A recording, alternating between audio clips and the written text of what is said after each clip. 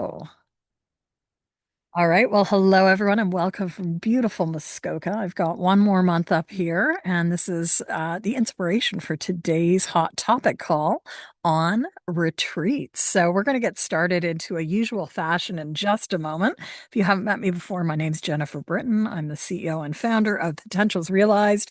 And actually, today's call takes me back to what we started out as, which was a retreat company.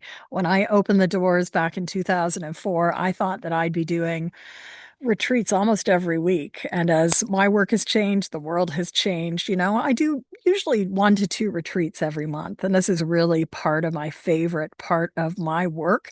So whether you're here because you work with people around connection, creativity, change, or any of the C's, I hope that you're going to take something out of today's call.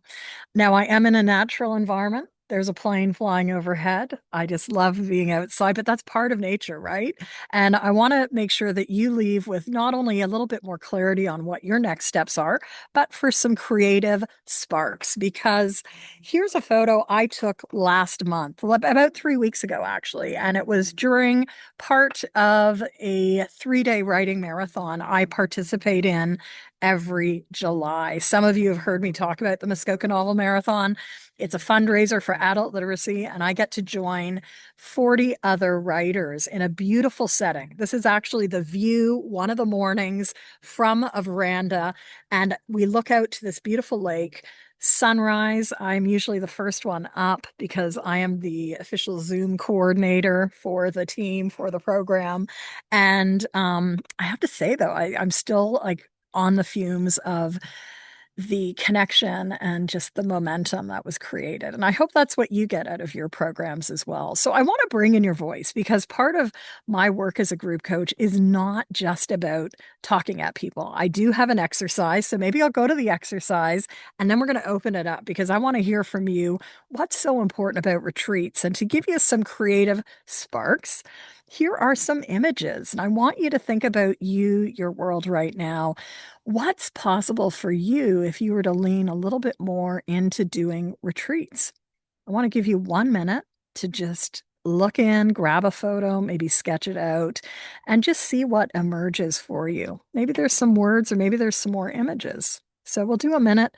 Question is, what's possible for you as it relates to retreats right now? Enjoy the spark.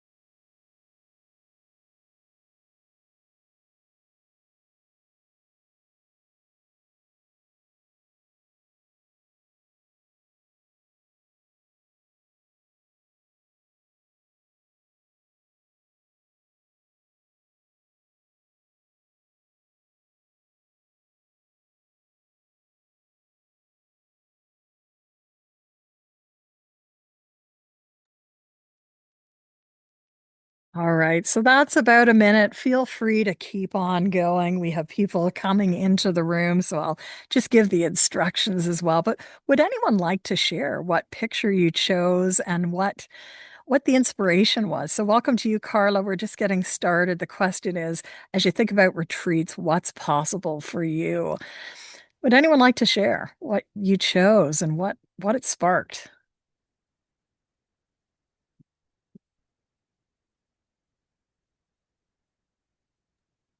Happy to share. Hey, Um, Michelle, good to have you here. yeah, glad to be here. I started with retreats with you, so it's just such a appropriate topic. The mailboxes caught my attention because I think that each one represents a unique experience and really listening to the people that I want to do retreats with. What are their topics? Who are they? What do they want to explore? Maybe the location. So I just see that as a bunch of happy mail to be Happy meal. opened. I love it. And it's so apropos because thank you for reminding me. I always think of you as retreats, but I guess, yeah, I was part of that initial spark.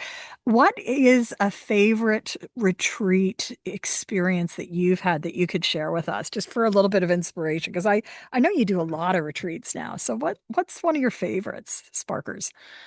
There's two. It's the power of nature, like with the unspoken word, how Mm. a leaf, someone just noticing something around them can really just unpack something that's happening in their life.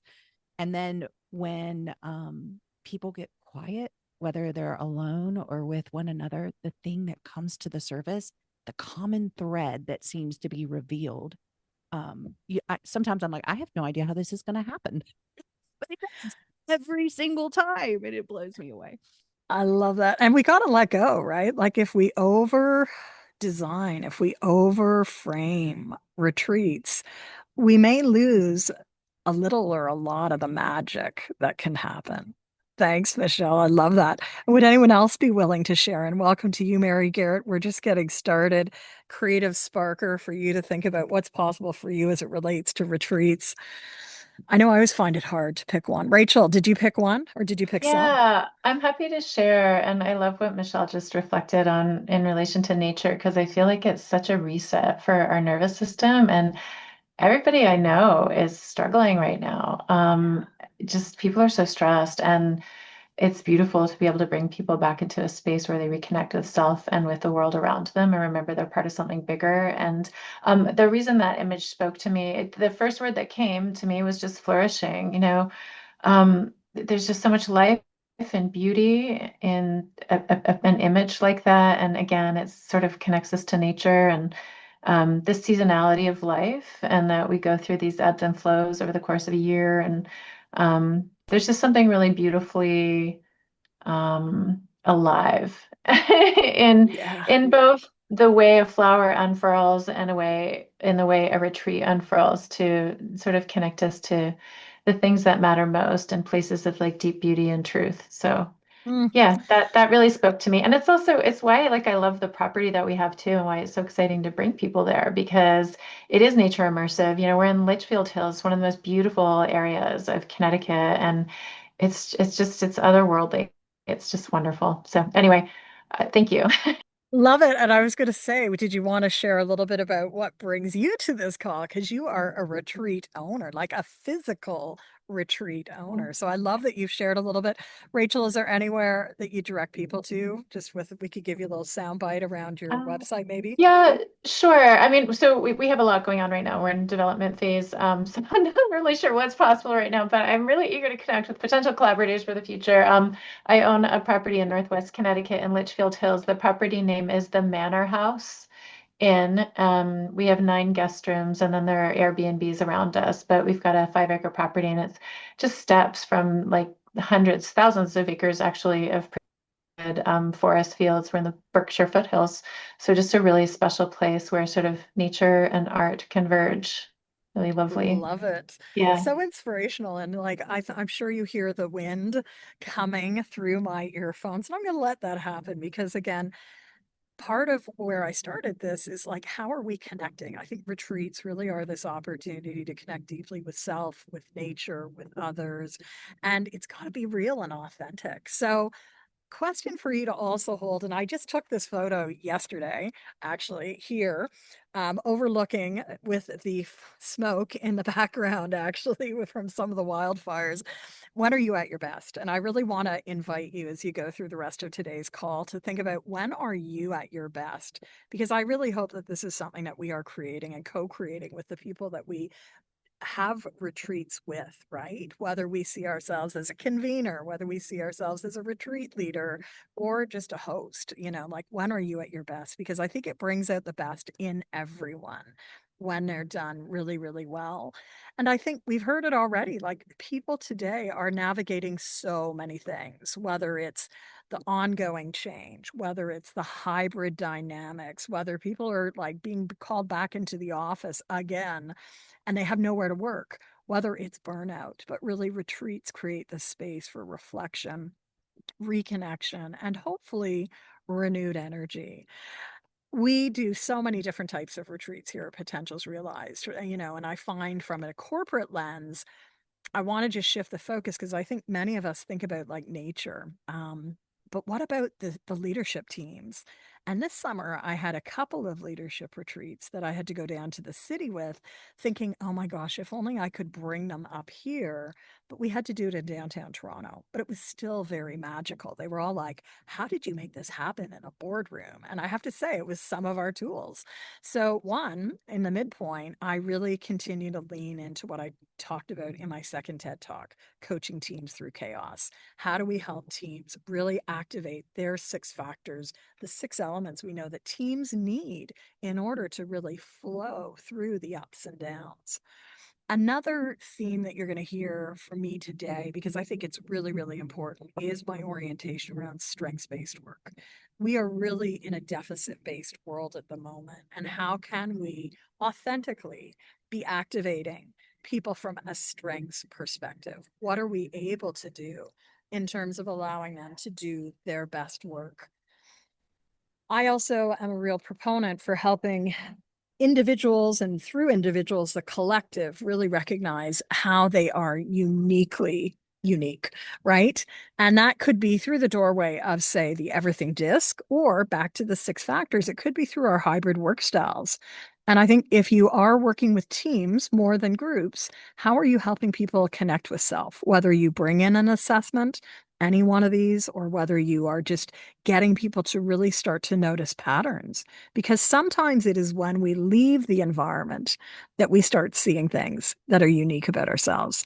Sometimes when we leave the environment and we are now in community with other people, we now start seeing unique things about ourselves. And I think that is really part of the catalytic, energy for change, for connection with self and connection with others.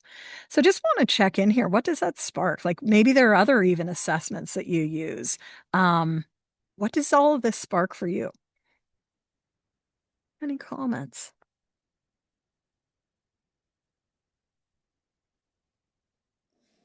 Juan I love the Diego. idea. Yes, Jennifer, I love the idea of focusing on strength. I also use Clifton Strength, and it's insightful to use it as part of a retreat process. Probably in a pre-call, you can maybe talk a little bit about it, so you can get with more insights for growing. Yeah. And again, I love where you're also pointing us. The retreat doesn't have to start at day one, right? Like, what can we be doing to set people up for success? And that could be anything from a pre-call to a pre-assessment to even like a retreat kit. So I didn't have a chance to pull anything together, but like, I know Michelle is smiling because I think, Michelle, you might do retreat kits perhaps, but like, I think the dollar store is always my friend. In fact, my car is full of stuff. And my son opens the trunk and he's like, what are you doing, Mom? And I'm like, well, I'm moving between so many places. I need my stuff in the vehicle so that we have it at times. But yeah, how do you start the process? And, I think these are some of the essential retreat ingredients. One, space and environment. Rachel's already taken us to that, right? What is the space? Is it a retreat site? Is it, a virtual space? Because for many of our clients, cost, like I'm going to be 2025, cost may be an issue for people. And so how can we also bring that into a virtual environment? Michelle mentioned pause and stillness. How are we creating these moments to really pause? And I think one of the things I've learned even before I opened the doors on this company, because I used to run a lot of retreats throughout the Caribbean for staff teams. And I learned the hard way many, many moons ago that, when you're in a beautiful location, don't overschedule people. Leave a couple of hours for people to have open space, whether it Jennifer, is can with, I yep, can I go ahead. interrupt? Your volume shifted really significantly, and I'm noticing a couple other people seem to be having trouble. I'm not sure what happened, Okay. but I'm not sure if I may everyone can have to hear go you. inside. I may have to go inside then. I'm going to just walk with the laptop, and it may be because of the wind. There is wind now. So let me do that. So pause and stillness. What are you doing? And maybe it needed me to pause a little bit. So pause and stillness. What are you doing in terms of um, really activating that opportunity. Also, insight. And I'm wondering, Rachel, is that better? Is that any better if I hold my mic like this? Okay. I think it's actually a faulty cord. So I'm just going to keep my hand on this so I can stay outside. Um, Insight. What are you doing to create moments of insight? And if you've been with me at all this year, whether it's been in Barbados, whether it's been in Barrie, whether it's been here in Baysville, it's about pausing, focusing, creating, and activating, right? We want to give these moments for folks to really lean into each one of the four quadrants. Pause is different energy than the focus energy, that deep, deep focus. It's different than the creative energy and the activating energy. So I want you to be thinking about these four things. I actually have an article coming up in Choice Magazine later this fall where you'll see the same image and you'll see I've put in the midpoint, trust grows here. Because one of the things that I think retreats also afford is a growth in trust. And we really are in a moment in history, in locations all over the world, where trust is at its lowest, whether it's trust of business, government, AI, humanity.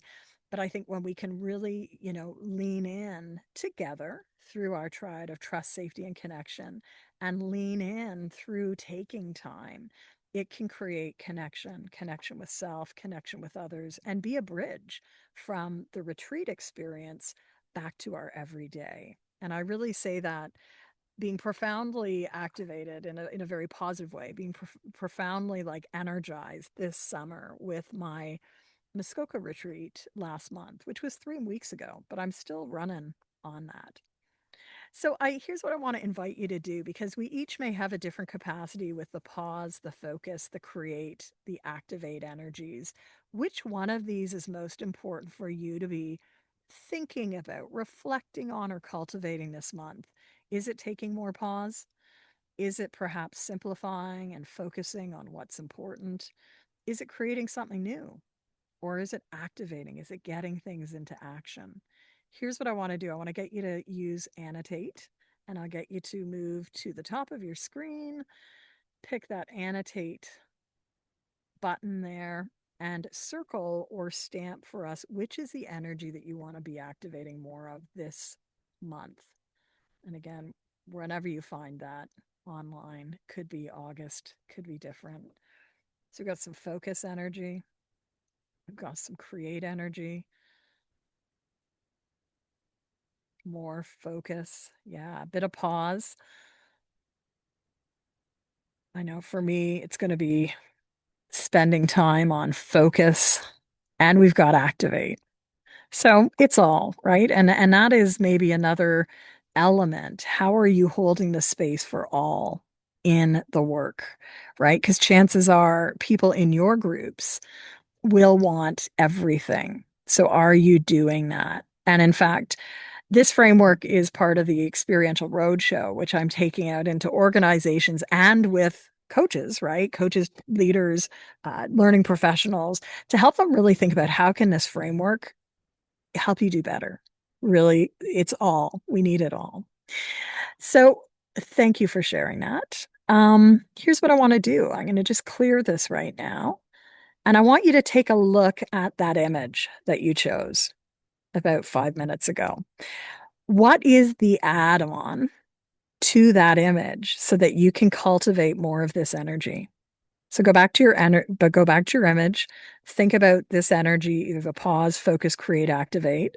And I want you to add a new layer to your image or your thoughts about what can that look like, sound like, feel like in this energetic space.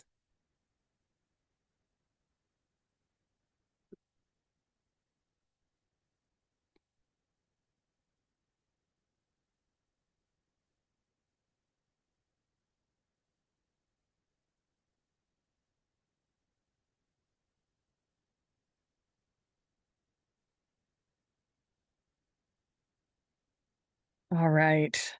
So not everything needs to be shared in retreats. That's what I really love. And, part of my inspiration has really been how can I do more of these writing retreats in the rest of the year. So I just decided late last week I'm going to do a writing sprint over the Labor Day holiday weekend. And so if you know of any people who want to go from, I'm sort of calling it from spark to story, over the next 3 months. It's going to start with this intensive 3-day writing weekend over Labor Day. It's not going to be the only time of the year that I offer it, but it's going to start this Labor Day. And then we're going to do 3 months together. Because I found out a few weeks ago that one of my favorite events every year has now been canceled.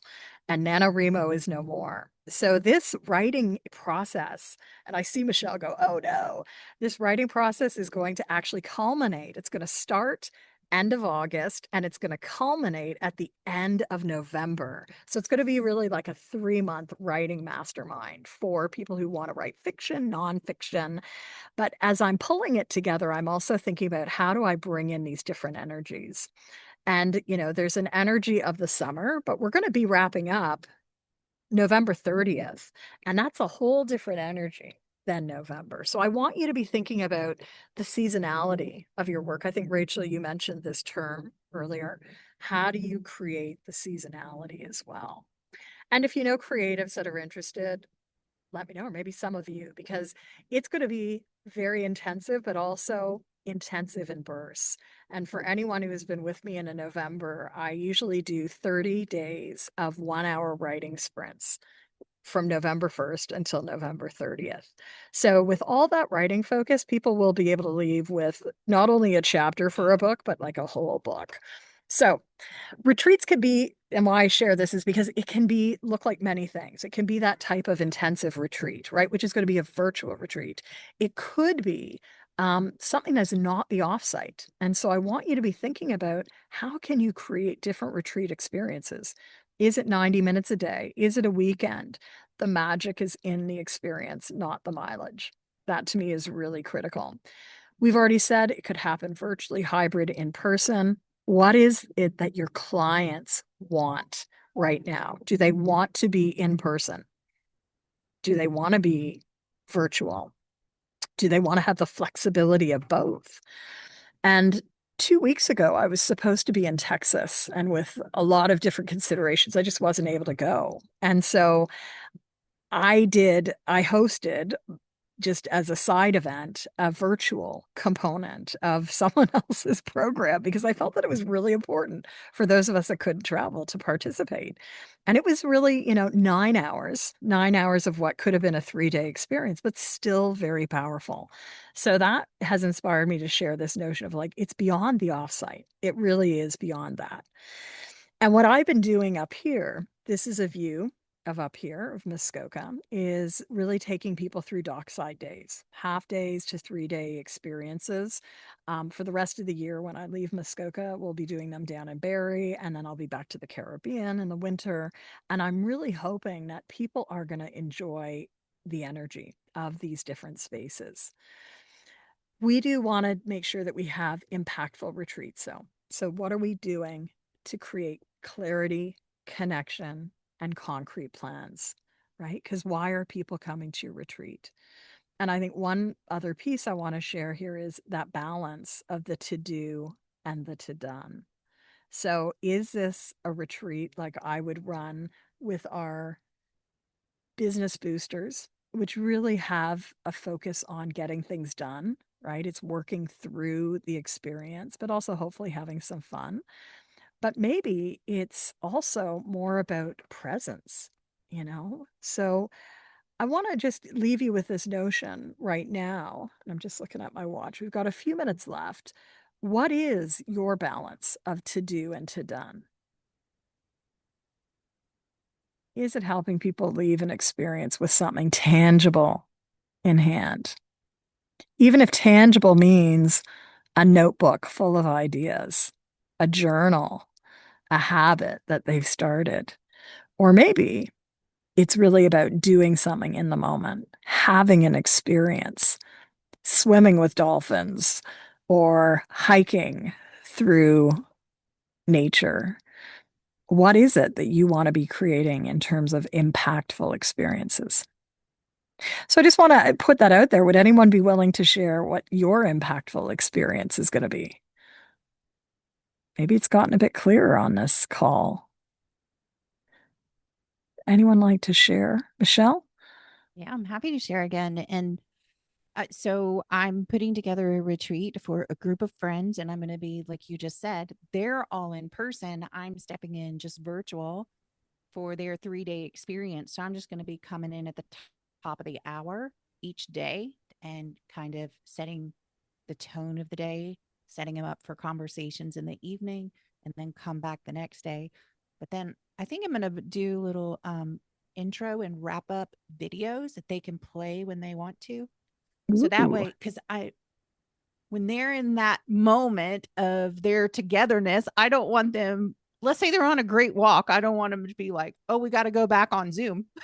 Like, I want them to be able to really deep dig in. So, and the theme is like overall wellness. So that's why that's too. But I yeah, love that, Michelle. And, you know, I really want to give Michelle a lot of kudos in terms of how she continues to innovate in the, you know, in these asynchronous environments, right? How do you create a video that someone could watch on their phone that they could do by themselves? And, you know, it's interesting because as I'm thinking about this fall writing experience, I'm also toying with the idea of how much asynchronous do we do? Because I think for writers, you know, I'm a writer and yeah, I love being in community, but when I'm really in the flow of writing, I don't want to really stop. I don't want to have to talk. I wouldn't mind though a spark of ideas. So you're also helping me think, Michelle, what could be accessed at different points? And could there be a map that people could choose from, like almost like a board game that they could choose from? Because that's impact for a writer, which is different than impact for a team leader. So, in a roundabout way, we've gotten to another point that I don't have a slide on, but obviously is really important, which is designing for your client. And many of you have gone through group coaching essentials with us. You've done some work around your avatar, your empathy map. Who is it that you're designing for? And what do they want?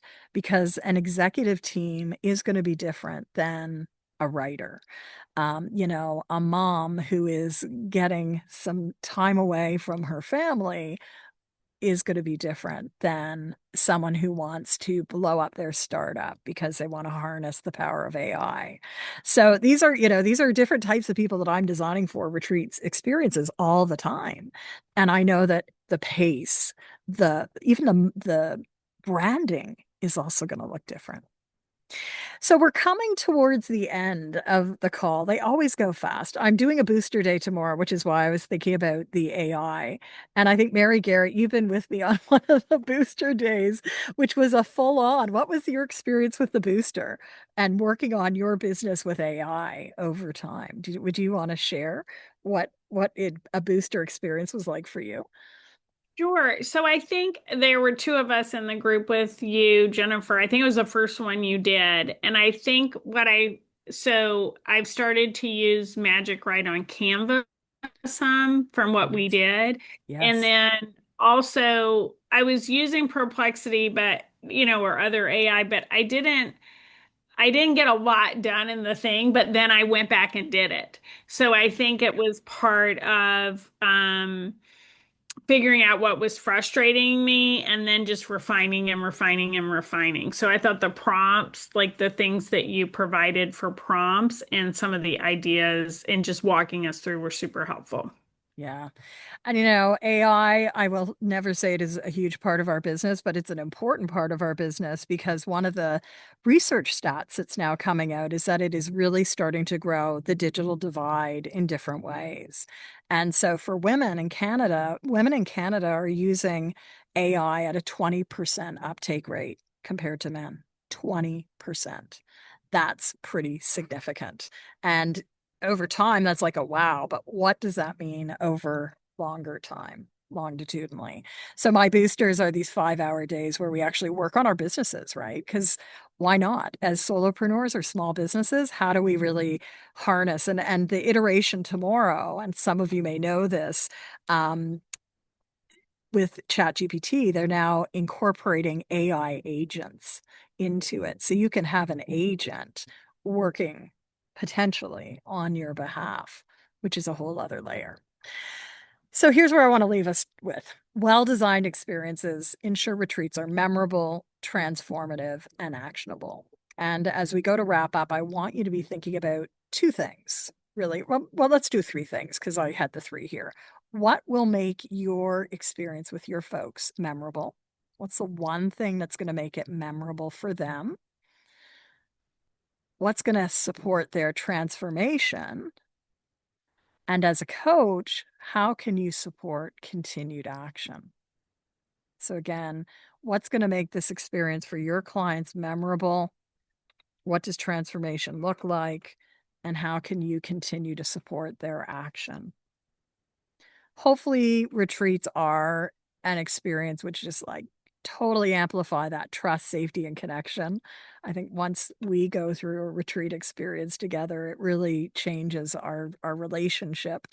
And hopefully, it really also means that people are making significant shifts that have that ripple effect going forward. So that's what I wanted to share today. I'd love to hear from you. What is the one thing you want to take forward from our work, whether it was the image prompt? And again, I want you to look back at that image prompt, whether it was thinking about design, whether it was thinking about who and what your people want. Love to hear just a couple of insights as we go to wrap up today.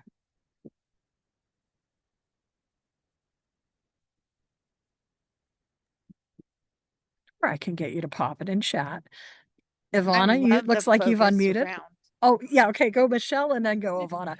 Mine's Go, real Michelle. short. I love your focus around the trust grows here. It just reminds me of like garden boxes and that those are the trellises that you can build from. So love that visual. Yeah. And trust really grows here. So stay tuned for that article, which is coming out in Choice Magazine in a couple of months. And just because I knew you were going to be, Michelle sent me a note saying she was going to be here.